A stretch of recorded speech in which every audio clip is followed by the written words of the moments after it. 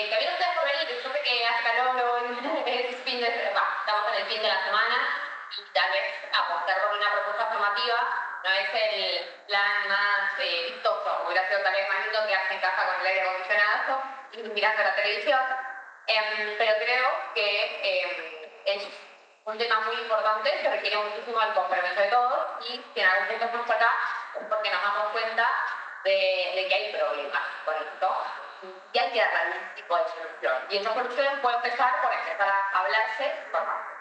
El día de hoy vamos a hablar sobre el tema de la pornografía. Les decía, sobre la pornografía nosotros podemos hablar desde distintas perspectivas. Podríamos hablar del consumo, podríamos hablar de, no sé, el tema psicológico, que dentro de un rato vendrá otro de los expertos a comentarlo, ¿no? Podríamos hablar como un apostolado de teología del cuerpo, de la pornografía y su impacto en la espiritualidad, ¿no? Yo elijo que puntualmente hablemos de la industria pornográfica porque me parece que a nivel argumentativo este tema es el, podríamos decir, más importante, no porque tenga más valor, sino porque sale más frecuentemente. Es como la duda frecuente. Y en definitiva, cada vez que yo desarrollo un tema, no lo estoy contando para que nos hablemos entre nosotros y digamos, qué bien, cuánto sabe Lupe, qué bien, cuánto sabe Gonza, y nada más. Sino para que podamos dar debates en la vida diaria. Porque este tema sale en un debate sobre mesa, ¿no? A los argentinos nos encanta debatir. Sale en la facultad, sale en el trabajo, sale cuando vemos una noticia de OnlyFans, ¿no? Entonces nosotros tenemos que estar preparados para hablar con aquellas personas que no opinan como nosotros, ¿no? Entonces yo podría decirles cuáles son, por ejemplo, no sé, los problemas del consumo, que es una visión muy frecuente y que lamentablemente es muy dolorosa, ¿no? Y hay mucha gente que la sufre en el día, pero no a todo el mundo le importa si se hace daño o no. En cambio, si nosotros hablamos de la industria pornográfica, ya estamos hablando de un otro. Primero, son menos personas las que producen pornografía, ¿no? Pero yo estar hablando de un otro, no sé si lamentablemente o afortunadamente, es más fácil percibir el dolor o lo que está mal cuando eso implica hacerle daño a un tercero. Y acá, evidentemente, del universo enorme de consumidores que hay, va a haber un grupo de personas dañadas. Y es por eso que nos vamos a meter en el tema de la pornografía, de la industria pornográfica. Perdón. Y por eso, lo que tendríamos que empezar a ver, si vamos a hablar de la industria pornográfica, es cómo se distribuye la pornografía, ¿no? Porque ustedes saben que vamos a tener distribución y producción, ¿no? Y cuando hablamos de distribución, yo quisiera que habláramos puntualmente de una plataforma de distribución que es muy conocida, podríamos decir que es icónica. Es como McDonald's a la comida rápida, o es Pornhub al mundo de la pornografía. Cualquier persona, incluso los que no consumimos, la hemos escuchado nombrar. ¿Y qué tiene de interesante este sitio web? Primero, que es el 10º sitio web más visto de todo el mundo, lo que quiere decir que es visitado más que cualquier red social que nosotros utilicemos en el día a día. Y además es la tercera empresa de tecnología más importante a nivel social. Por encima de ellos, solamente Google y Facebook. O sea, evidentemente estamos hablando de un grande de los grandes dentro del Internet, pero además también estamos hablando de un grande de los grandes dentro del mundo de la pornografía. Si yo, por ejemplo, generalizara a partir de lo que ocurre en Pornhub, creo que no me equivocaría, ¿no? O podría hacer una buena generalización, porque no estoy agarrando tu sitio porno.com que tal vez tiene 3 visitas mensuales. Estamos hablando de un grande de los grandes dentro de Internet y un grande de los grandes dentro de la industria pornográfica.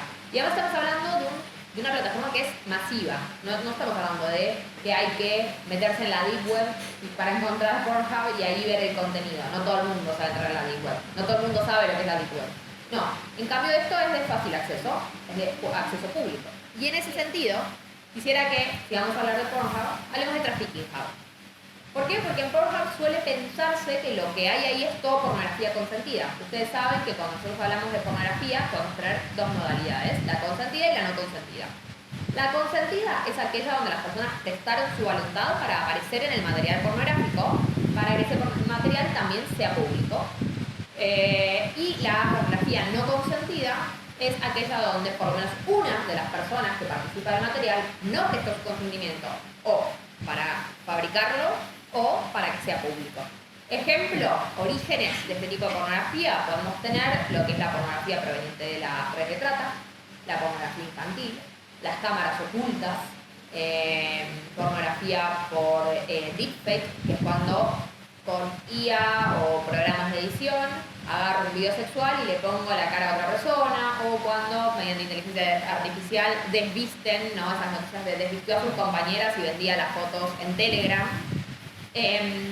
Y también podemos encontrar, por ejemplo, la pornografía proveniente de abusos sexuales, agresores sexuales que graban las violaciones de sus víctimas y después las suben a sitios pornográficos.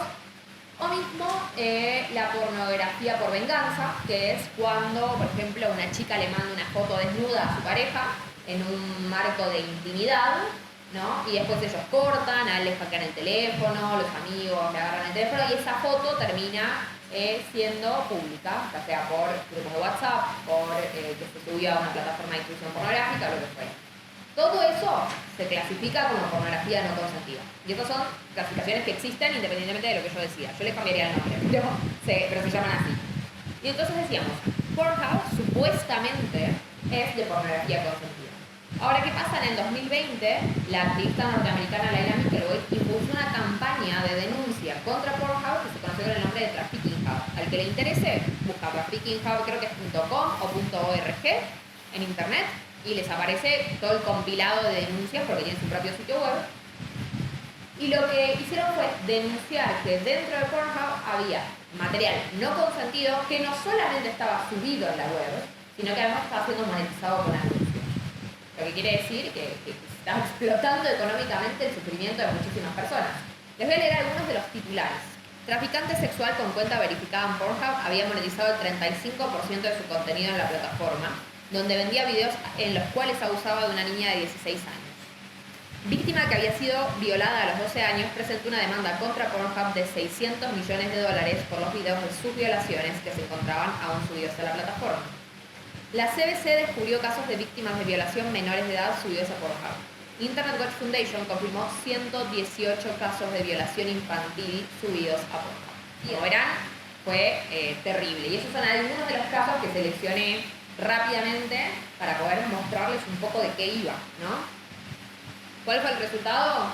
Un escándalo tremendo. La sociedad norteamericana se escandalizó, ¿no? Se horrorizó por este tipo de contenido y como resultado Pornhub perdió toda su línea de procesamiento de pagos, es decir, PayPal, Mastercard, se tocaron intereses económicos potentes. Para tratar de mitigar un poco el rechazo social, lo que hizo fue bajar el 80% del contenido que tenía subido a la web. La excusa fue casi textual, ¿no? No podemos asegurar que ese 80% del contenido no tenga material no consentido. Solo podemos asegurar que el 20% tiene consentimiento, así que el resto lo baja. No somos tontos, sabemos que esto significa que muy probablemente ese 80% del contenido es efectivamente de material no consentido. Si nosotros lo tuviéramos que simplificar, estamos hablando de más de 10 millones de videos bajados. De cada 10 videos, solamente 2 pertenecían a pornografía consentida comprobada y de 8 de cada 10 a pornografía presumiblemente no consentida. Lo que quiere decir, y para mí esta es la regla de oro de esta conferencia, que si ustedes se van de esta charla de hoy y solamente se acuerdan de algo, tiene que ser esto.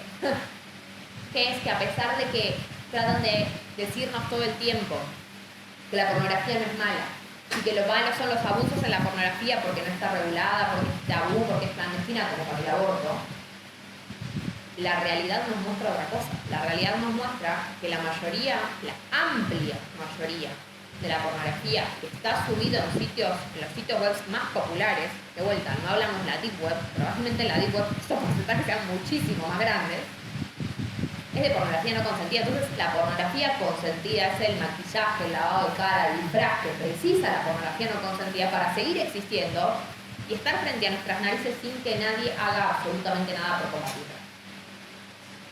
Ahora bien, eso si hablamos de la distribución. Siguiente cosa. Quisiéramos que habláramos un poco de la producción. Si nosotros hablamos de la producción, ustedes van a notar en esta conferencia que yo hablo casi el 90% del tiempo de lo que ocurre en Estados Unidos. ¿Por qué? Porque la industria estadounidense es la más prolífera, es donde se gana mejor, es la que goza de mayor estatus social, podríamos decir, con lo cual es el lugar donde todo funciona lo mejor posible. Que no quiere decir que sea bueno, ¿no? Pero digamos, donde se gana más dinero, donde la gente tiene más posibilidad de elegir.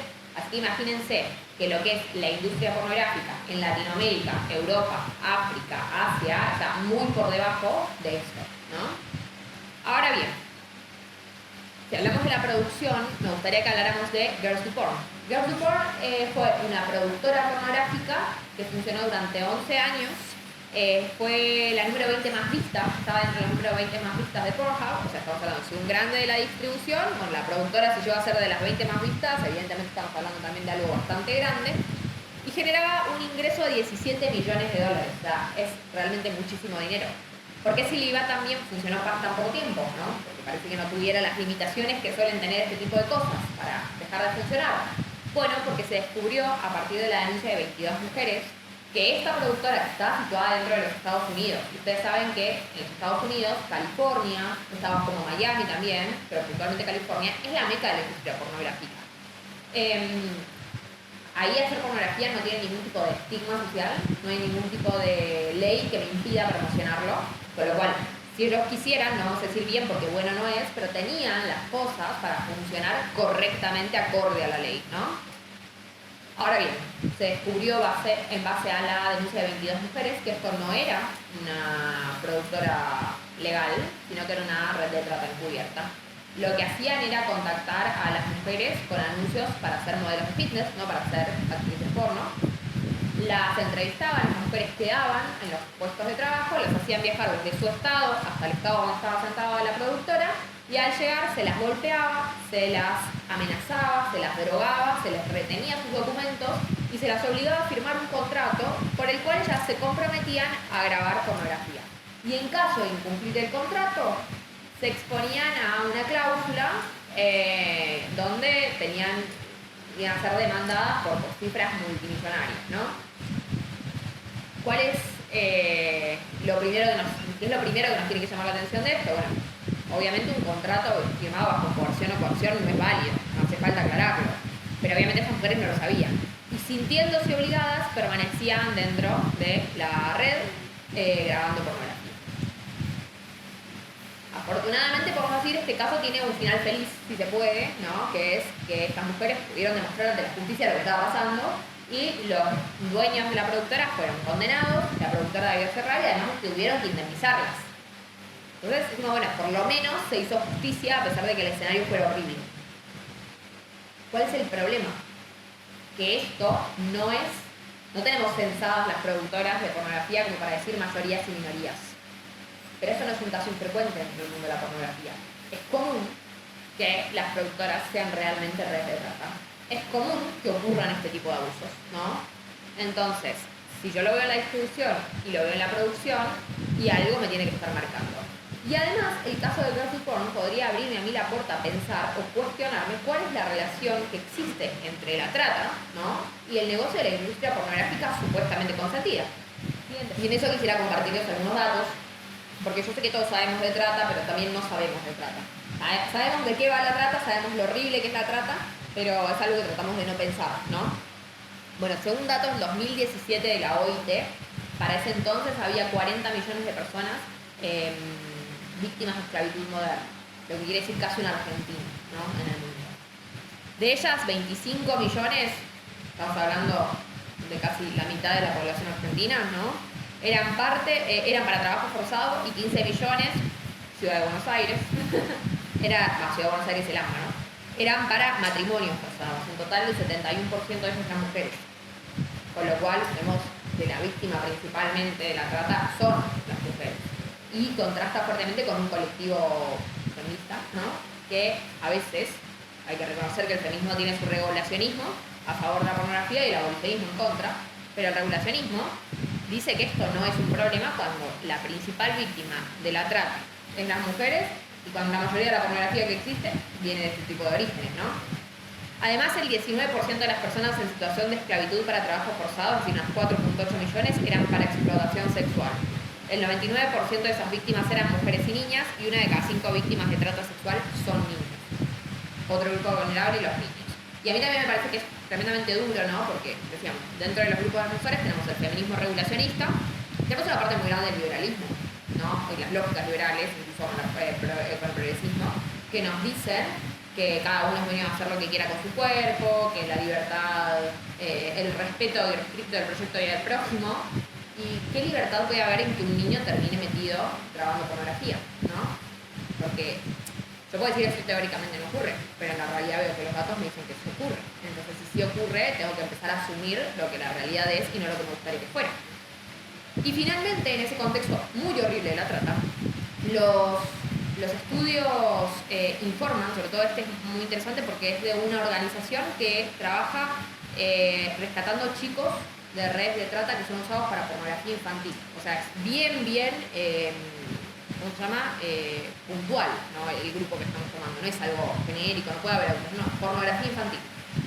Bueno, encontraron que los traficantes de personas y abusadores normalmente utilizan pornografía para preparar y capacitar a sus víctimas sobre lo que se espera de ellas. Es decir, estamos hablando de pornografía regular, ¿no? O sea, de la más común.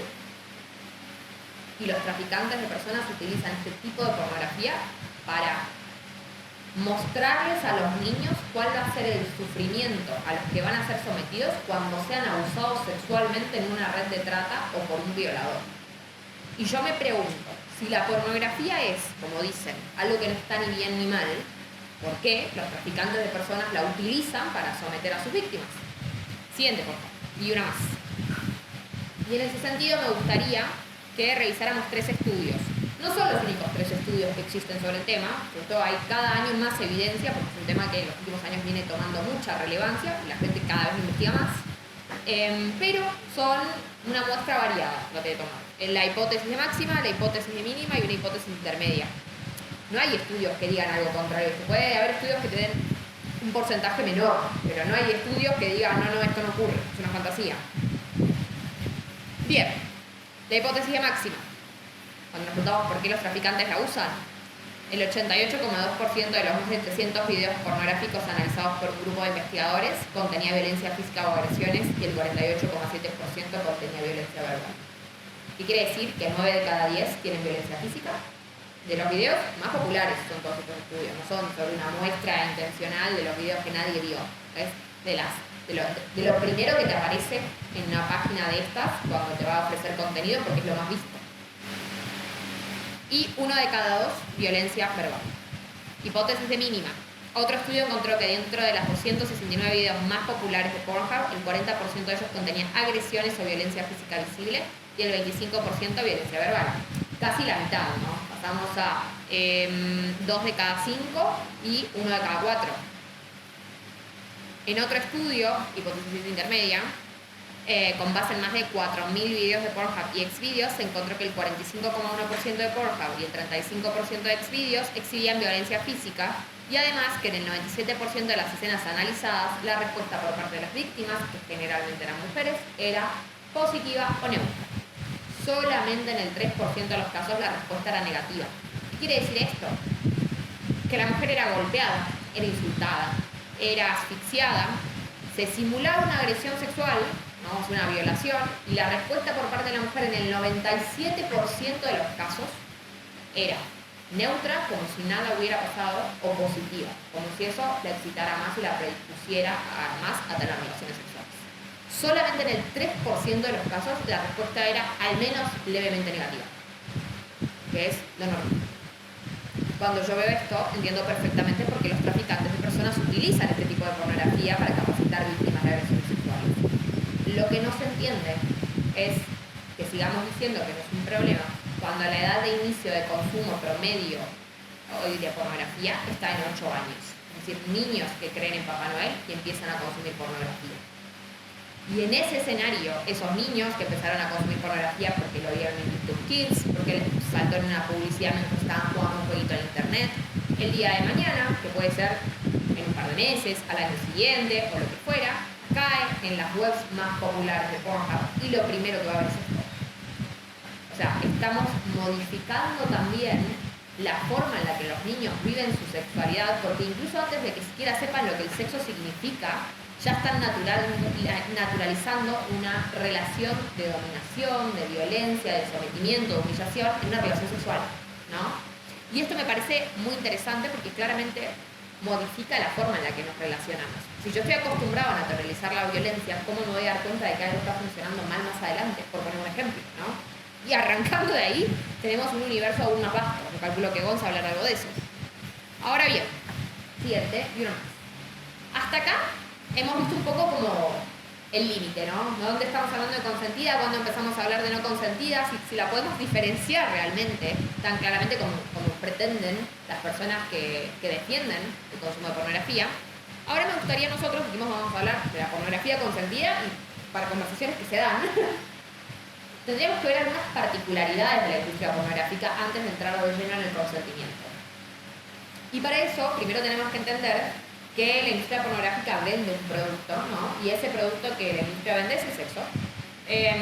Y es evidentemente muy, muy lucrativo. Ustedes saben que, por ejemplo, en marketing, cuando yo quiero vender algo, existe un tipo de campaña que se llama porno chic, que lo que hace es pornificar o erotizar las escenas publicitarias para vender. Y esto se hace sencillamente porque vende. Porque el ser humano responde y compra por más que no tenga nada que ver el producto con el sexo.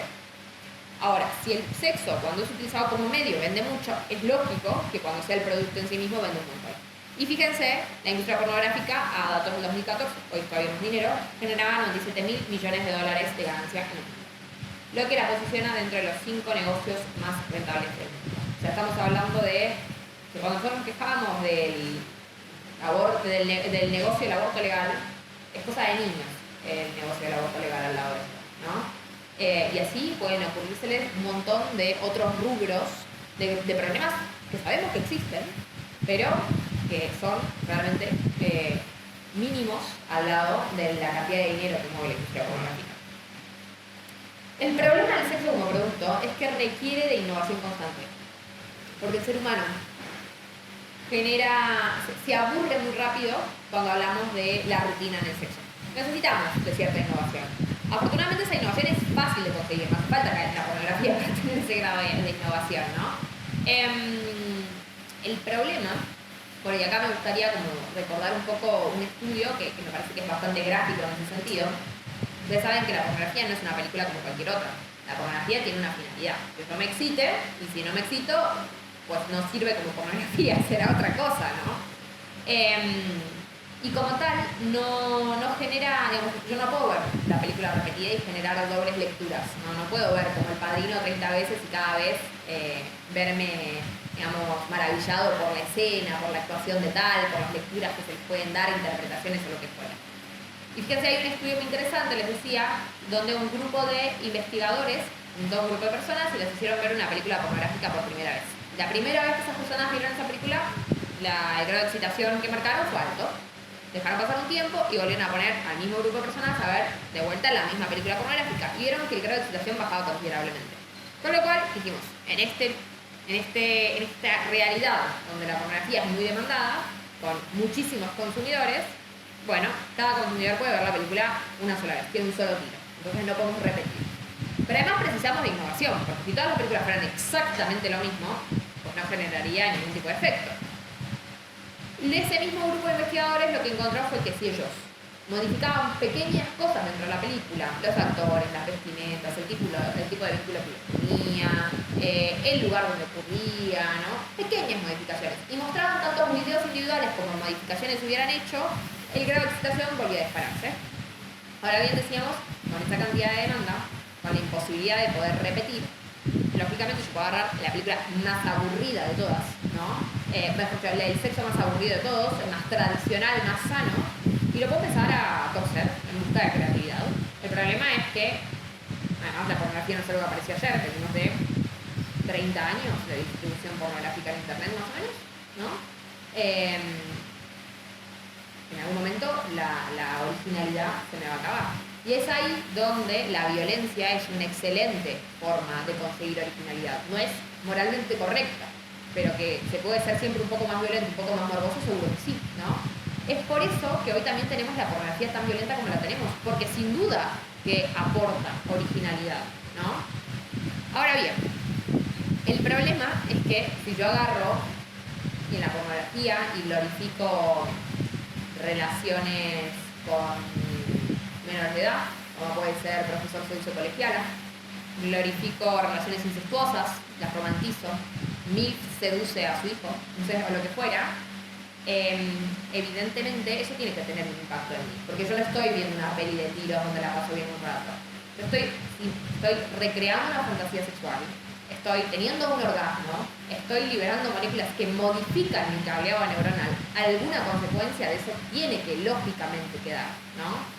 Y esto para contrastarlo, como muchas veces los defensores de la pornografía dicen, no, bueno, pero no porque yo mire una peli de tiros voy a salir disparándole a todo el mundo. Sí, bueno, pero vos no tenés un orgasmo por mirar una peli de tiros, ¿no? Ahora bien, hay una investigación muy interesante que, hablando sobre la tolerancia dentro de la pornografía, lo que marcó fue, a partir de tomar una muestra de 400 hombres, que con el paso del tiempo, estos hombres consumidores, el 47% de ellos, es decir, uno de cada dos, ¿no? Para generalizar, con el tiempo comenzó a consumir otro tipo de pornografía que inicialmente no le interesaba o, y esto me parece la parte más interesante, incluso consideraba desagradable.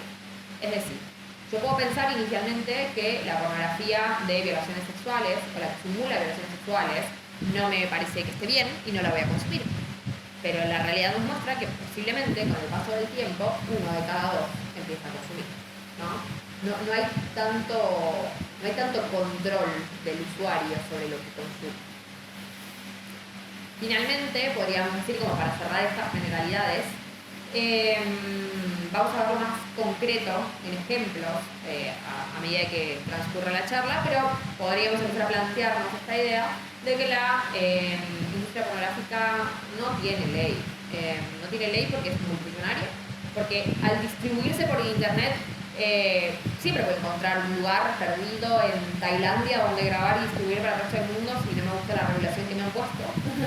Entonces se hace muy difícil de parar, de frenar con este sueño utópico del regulacionismo. Hasta aquí hemos hecho, creo que esto es todo, los preliminares. Nos metemos de lleno en el consentimiento dentro de la industria pornográfica. Y fíjense, para mí hay algo que es muy interesante marcar, y es que el consentimiento dentro de la industria pornográfica no es lo que nosotros entendemos por consentimiento dentro del universo jurídico. Para los organizadores, si yo me voy extendiendo el tiempo, porfa avísenme. A mí me gusta hablar y a veces hago la charla más larga de lo que debía. Bien. Les decía, el consentimiento. Nosotros, en el universo jurídico, en todo el universo jurídico, entendemos al consentimiento como algo limitado y además como algo revocable. Lo que quiere decir que cuando yo consiento, mi consentimiento es válido en una serie de condiciones, ¿no? Tienen que cumplir una serie de requisitos, si no, mi consentimiento no vale. Por ejemplo, yo acepto un trabajo, y mi consentimiento es válido para ese contrato de trabajo si se cumple la cantidad de horas que pactamos, por ejemplo 8 horas, 5 días a la semana, en determinado lugar, con determinadas prestaciones, obra social, aportes, el que fuera, ¿no? Si algo de eso no se cumple, mi consentimiento no es válido. Si yo tengo que ir a trabajar de 7 de la mañana a 2 de la tarde y de pronto en determinado lugar y de pronto aparece el jefe y me dice, no, mira, tú vas a tener que venir a trabajar a las 3 de la mañana en bolas en mi casa. No vale. O sea, eso no está dentro de mi consentimiento. Y es lógico y a nadie se le ocurre que eso podría no pasar, ¿no? Y además es revocable. Lo que quiere decir que yo te lo doy y si ya no quiero, si me arrepentí, si pasó algo, ese consentimiento puede dejar de ser válido, lo puedo retirar, ¿no? Tal vez te tengo que avisar 15 días antes que voy a dejar de trabajar, ¿no? Y trabajar 15 días más, pero me puedo desentender de ese compromiso sin ningún tipo de problema. Dentro del mundo de la pornografía, el consentimiento no se entiende como ni limitado ni como revocable, sino todo lo contrario, ilimitado e irrevocable. Entonces, si lo evaluamos con la regla del consentimiento que nosotros tenemos, lo que ellos hacen ni siquiera es pornografía consentida, ¿no? Y esto tiene que ver con que, por ejemplo, dentro del mundo de la pornografía, cuando una persona accede, firma un contrato, o sea, verbalmente, ¿no?, a grabar un tipo de material pornográfico, después en realidad lo que termina valiendo es cualquier cosa que se le ocurra extra, agregado, a la persona que está grabando, no a la persona que está poniendo el cuerpo dentro del mundo de la pornografía. Y los actores se sienten presionados y obligados a cumplir con las cosas que se les exigen porque creen que están dentro del alcance del consentimiento. Además del hecho de que una vez que dijeron que sí, ya no se sienten con la libertad de poder frenar, creen que tienen que cumplir eso hasta las últimas consecuencias. Es realmente terrible lo que estamos diciendo, porque es un pase libre a que ocurra cualquier cosa y que yo no pueda decir que no. Fíjense, acá tenemos un testimonio muy interesante de una actriz porno que en ese momento seguía todavía dentro de la industria pornográfica. Desconozco si habrá dejado o no, pero bueno, en el momento de la entrevista estaba dentro de la industria. Es decir, no es una persona que denuncia desde afuera porque quiere mancillar la industria pornográfica. Es una persona que estaba dentro y que, más allá de este problema puntual o algún otro, no veía imposibilidades entre esto y seguir dentro de la industria pornográfica. Es decir, lo tiene tan naturalizado que es uno de esos problemas, como digo, bueno, ¿qué problema el tráfico para llegar al trabajo? No voy a dejar el trabajo, el tráfico es un problema. O que mi jefe me mire mal cuando llego es un problema, pero no por eso voy a dejar el trabajo, ¿no? O sea, es como algo súper natural. Bueno, dice, nunca antes había recibido una paliza como esa en mi vida. Tengo cicatrices permanentes en la parte posterior de mis muslos. Eran todas las cosas a las que había consentido, pero no sabía la brutalidad de lo que estaba a punto de sucederme hasta que estuve en ello. ¿A qué había consentido esta mujer? Ella había consentido recibir violencia simulada por latigazos para la grabación de una película pornográfica. Recibió una tortura de horas.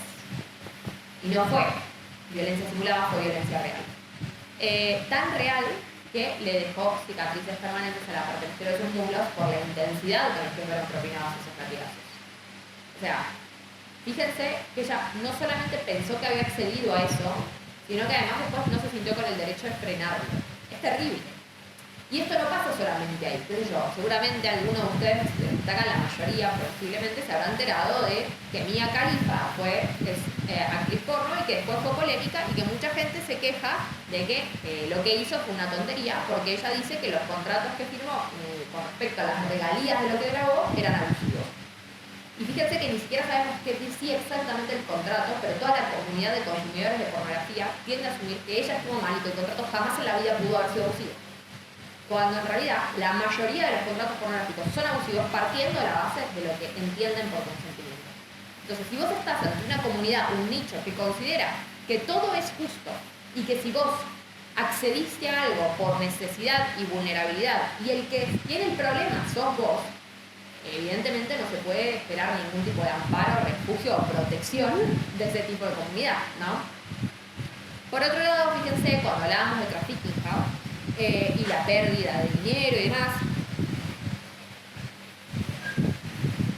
hay algo muy interesante y es que producto de la cantidad de pornografía no consentida, los consumidores empezaron a cometer una suerte de remordimiento de conciencias y una inquietud por saber que lo que estaban consumiendo era efectivamente consentido. Entonces, la industria pornográfica implementó lo que se conocen como entrevistas de salida.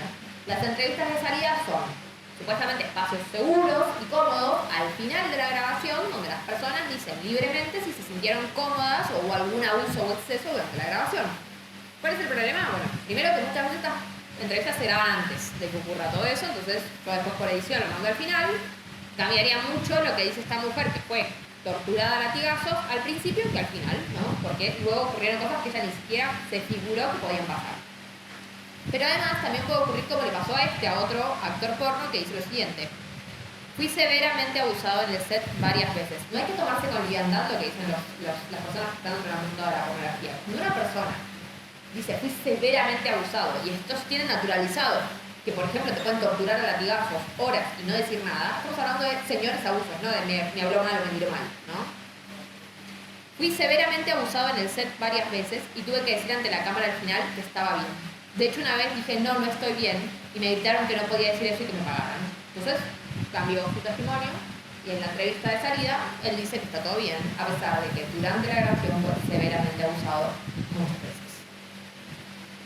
Finalmente, si hablamos así del consentimiento en marcos generales, ustedes podrían preguntarse por qué antes de Trafficking Hub, durante Trafficking Hub y después de Trafficking Hub, plataformas como Xvideos, como Pornhub, como OnlyFans, tienen al día de hoy pornografía no consentida subida. Y la explicación es realmente muy sencilla, porque ninguna de estas plataformas verifica edad y consentimiento de las personas que aparecen en los videos pornográficos, solamente verifican edad y consentimiento de las personas que se crean las cuentas a partir de las cuales se suben los videos.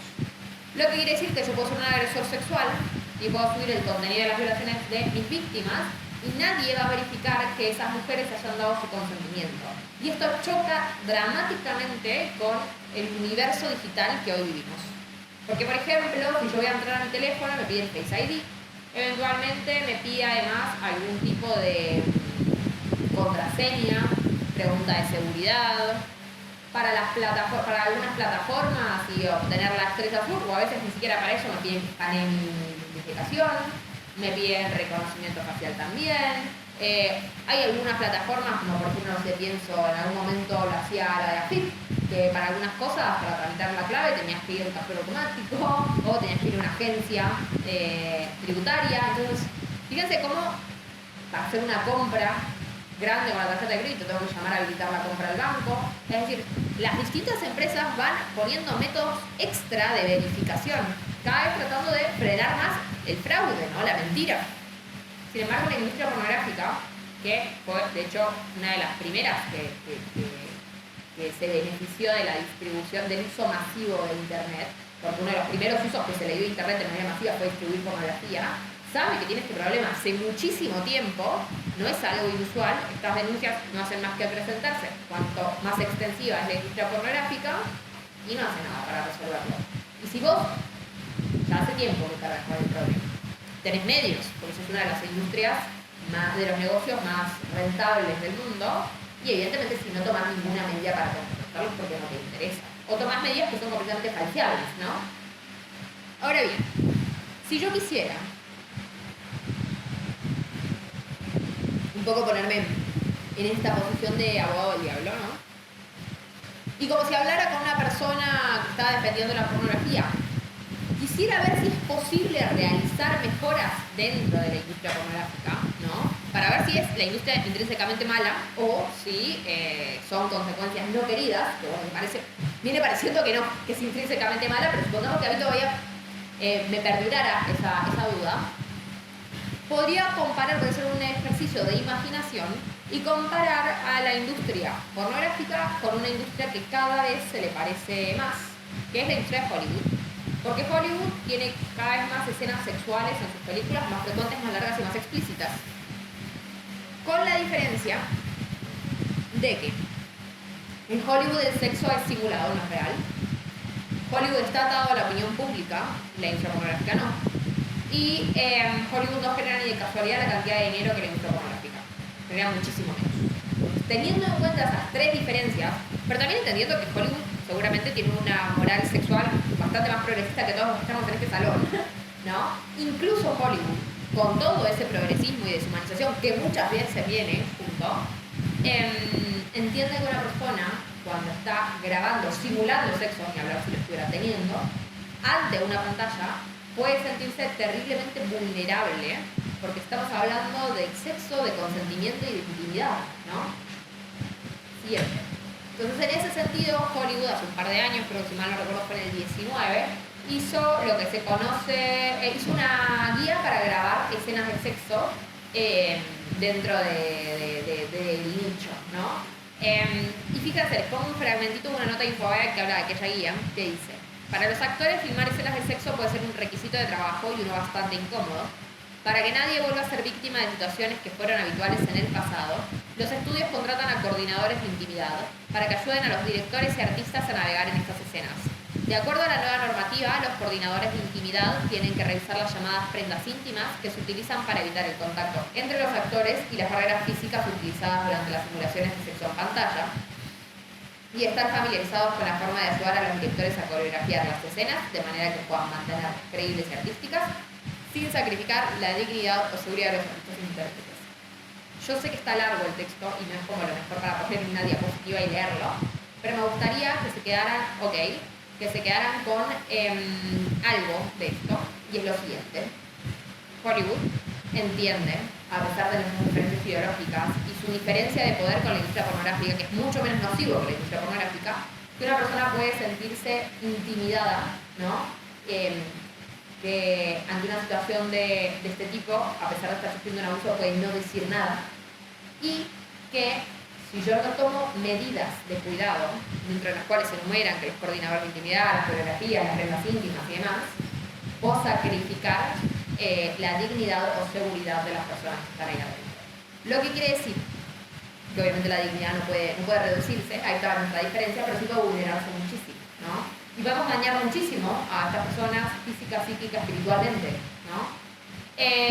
Ustedes saben que hasta acá hemos hecho un ejercicio de imaginación, pero podríamos perfectamente ir a un ejemplo concreto, que me parece que es bastante gráfico. California es la meta de la industria pornográfica, como ustedes saben, lo hablamos hace un rato, y en el 2014, por pedido e impulso principalmente de actores por los que se habían contagiado de VIH, se impulsó y aprobó en el Estado una reglamentación para obligar la utilización de condones dentro de la industria pornográfica. El problema fue que luego de la aprobación a la industria pornográfica no le gustó que le impusieran algún tipo de regulación y se emigró a Miami, donde no existía la regulación. Solamente 2 años después, en el 2016, California volvió para atrás con la legislación que habían aprobado para no poner ningún tipo de requisito y de esa manera recuperar la industria perdida. Fíjense cómo tenemos un intento de regulación que, perdonen mi francés, pero la industria pornográfica se lo pasó por donde quiso. Y al final, los que terminaron siendo perjudicados, ampliamente perjudicados de esto, son las personas que le ponen el cuerpo a la industria pornográfica. Con lo cual, para mí esta es la mejor demostración de cómo es imposible regular algo cuando el negocio es tan grande y tiene una forma tan fácil de migrar, ¿no? Y frente, obviamente, a gobiernos que abundan hoy y que priorizan los beneficios económicos por sobre el bienestar de las personas. Ahora bien, ¿cuál es la realidad a la que se exponen los actores porno? En principio, las enfermedades de transmisión sexual, dentro de las cuales tenemos la gonorrea, que se cura pero si no se trata aumenta la posibilidad de contagio de VIH, la clamidia, que se cura pero tiene riesgo de dejar infértiles a las mujeres, la tricomoniasis, que se cura pero si no se trata aumenta la posibilidad de contagio de otras enfermedades de transmisión sexual, el herpes genital, que no se cura pero existe tratamiento para evitar los síntomas, la sífilis, que se cura pero si no se trata puede ser mortal, el chancroide, que se cura, el VIH, que no se cura pero existe tratamiento y si no se trata es mortal, y el VPH, que no se cura y además puede generar cáncer. Hermoso panorama para no utilizar ni siquiera un preservativo, ¿no? Y esto no quiere decir que yo los esté mandando a utilizar preservativos, sino que sabemos con qué bolsas estamos hablando, ¿no? Ahora bien, me encanta que seamos todos argentinos, entonces yo puedo usar las expresiones, no hay que explicar más. Siguiente. ¿Qué nos dice la ciencia a partir del estudio de las enfermedades de transmisión sexual con los actores porno? Los artistas informan que deben trabajar sin condón para mantener el empleo. La obligación no es usar preservativos, no usarlo. Solamente entre el 17% y el 3% de los films porno muestran uso de preservativos. 2 de cada 10 o 0 de cada 10. Miserable. Para el 2004, post década de los 90, post epidemia VIH-Sida, ¿no? La sociedad aprendió un montón. Bueno, la industria pornográfica no. Solo 2 de las 200 productoras de pornografía heterosexual en California ponía como requisito la utilización de condón en penetraciones anales y vaginales.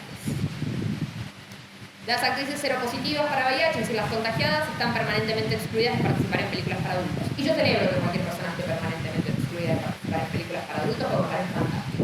No se cumple mucho porque no tienen ese nivel de rigurosidad a la hora de hacer cumplir la norma, pero sí es interesante marcar que en cualquier otro trabajo, si a mí me echaran o no me tomaran porque estoy contagiado de VIH, eso es un acto de discriminación que tiene severas consecuencias legales, ¿no? En la industria pornográfica se permite. Y además, la forma de cuidar que frenar el contagio es pruebas físicas y análisis de sangre cada 2 semanas para que los actores expongan su ficha limpia como si fuera un animal, ¿no? Y así continuar grabando la pornografía. Esas pruebas son carísimas, las tienen que pagar los actores de su bolsillo. Pero además, recordemos que los análisis de sangre tienen, por ejemplo, un periodo de la ventana para el VIH de 1 año. Es decir, puedo estar contagiado y contagiar y que eso no salte en el análisis.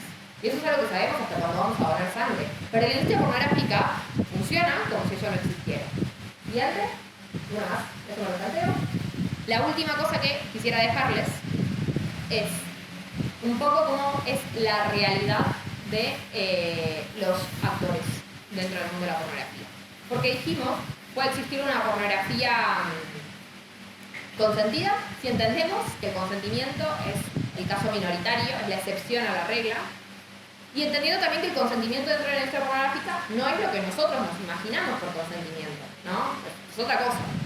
Pero fíjense, hay un estudio muy interesante que compara las condiciones de vida de las mujeres dentro de la pornografía con las condiciones de vida de las mujeres que están fuera de la pornografía.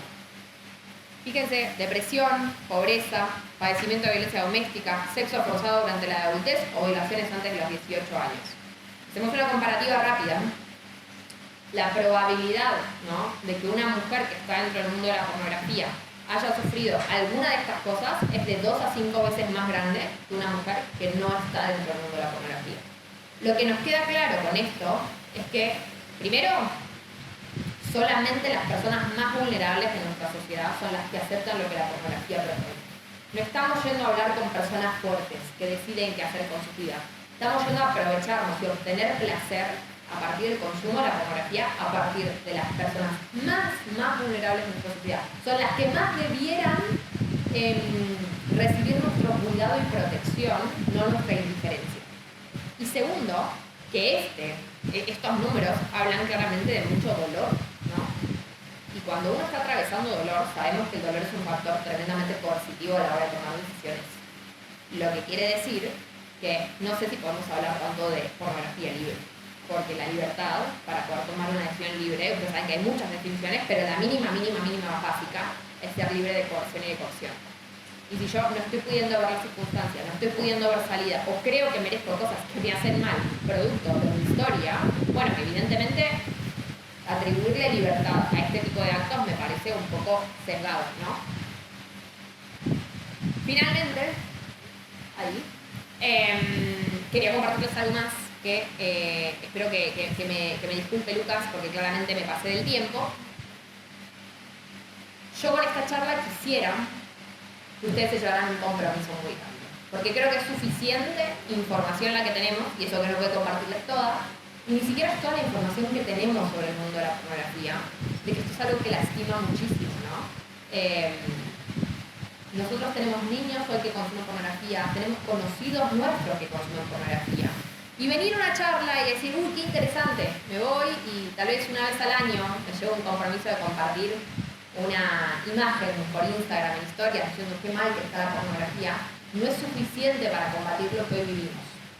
Y yo quisiera compartirles una historia personal. A mí la verdad es que los testimonios no me gustan mucho, a mí me gustan mucho los datos, pero cuando me pasó me parece que no podía quedarme callada.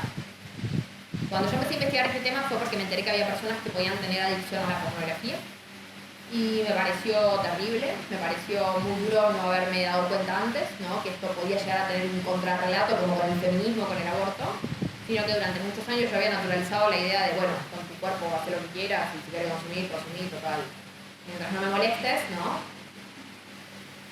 Me puse a investigar y en 3 meses completé un libro que es el que le da la fuente de la investigación que hoy les presento, que es bastante más extenso que esto.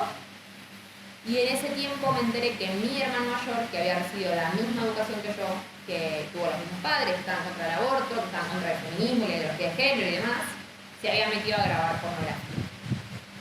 Era un momento de muchísima necesidad, con cuarentena, recordemos que fue muy estricta, ¿no? Él organizaba competencias de rap, era muy bueno en el mundo del rap, muy conocido, porque jugaba el mundo escalón y demás, y con el tema de la cuarentena se quedó sin trabajo durante 2 años. Tenía dinero que cubrir, cuotas alimentarias de sus hijas que mantener, y alguien, aprovechándose de su vulnerabilidad, de su historia, de su carácter, de su desesperación, se le acercó y le ofreció grabar pornografía. Mi hermano se creyó, como muchos actores dentro del mundo de la pornografía, que iba a estar bien, que las pruebas eran seguras, y se metió también con la idea de que iba a hacer mucho dinero, de que estaba 2 años dentro de la industria pornográfica, adquiría estabilidad financiera, se compraba un departamento y a los 2 años se retiraba, y esto iba a ser como si quiere una aventura, o puede ser un buen o mal recuerdo de algún momento de la juventud. Al año de que mi hermano entró, se enteró que se había contagiado de HIV, sífilis y bartonilosis. Inició el tratamiento de todo, lo que se podía curar se curó. Respondió bien al tratamiento de HIV, pero ustedes saben que es muy común que las personas que están enfermas de HIV desarrollen otras enfermedades, producto de la medicación, producto de la enfermedad en sí, sin necesidad de hablar de SIDA, ¿no? Bueno, mi hermano desarrolló cáncer. Y al año de eso, es decir, a los 2 años de que mi hermano había entrado en la industria pornográfica, mi hermano nos estaba comprando un departamento, nosotros le estábamos comprando un café. Y les cuento esto porque uno puede pensar, qué mal lo que pasa en la industria pornográfica, qué lejano que es eso. Yo por suerte cuido muy bien a mis hijos, cuido muy bien a mi pareja, cuido muy bien a mi familia, estas cosas a mí no me van a pasar. Pero ustedes fíjense, bueno, yo sin tener idea, porque no es que empecé a investigar esto porque me imaginé que mi hermano podía estar metido. Yo no tenía ningún indicio para darme cuenta de que mi hermano estaba metido en esto. Porque cuando empecé, mi hermano no estaba metido. Pero aún así, en una familia puede convivir una activista férrea que habla en contra de esto en redes sociales y da conferencias por el mundo, y una persona que fue muy vulnerable, tuvo la mala suerte de encontrarse con personas que se aprovecharon de esa vulnerabilidad, y porque empezó consumiendo y naturalizó el consumir, se terminó metiendo en la producción y no la terminó pasando tan bien. Entonces, a mí me gustaría que tomemos dimensión real del peligro al que estamos expuestos con el mundo de la pornografía, que a veces, como somos grandes, como no formaba parte de nuestra juventud, no dimensionamos el grado de vulnerabilidad y exposición que tienen las personas. Así que si yo me llevara, por lo menos de uno de todos los que está sentado acá, un compromiso real, 24/7, de aprovechar cada momento para hablar de esto, de formarse en serio, para tener no las conversaciones que me gustaría tener, sino que el resto necesita que tengamos, me doy por pagada en una deuda que la pornografía tiene conmigo y que es insalvable. Muchas gracias.